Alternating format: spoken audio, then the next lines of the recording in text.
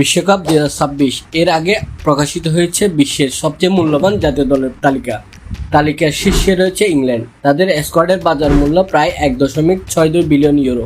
দ্বিতীয় স্থানে আছে ফ্রান্স, যাদের স্কোয়াড ভ্যালু প্রায় 1.36 বিলিয়ন ইউরো। আর তৃতীয় স্থানে আছে স্পেন, তাদের বর্তমান বাজার মূল্য প্রায় 1.31 বিলিয়ন ইউরো। এই তিন দলের স্কোয়াডে রয়েছে বিশ্বের সবচেয়ে দামি ও প্রতিভাবান ফুটবলাররা। কিন্তু মজার বিষয় হলো, সবচেয়ে দামি স্কোয়াড মানে বিশ্বকাপ জয় নয়। 2022 সালে আর্জেন্টিনা চ্যাম্পিয়ন হয়েছিল, যদিও তাদের স্কোয়াড ভ্যালু তখন শীর্ষে ছিল না। তাহলে আপনার মতে 2026 বিশ্বকাপে সবচেয়ে দামি দল ইংল্যান্ড কি ট্রফি জিততে পারবে?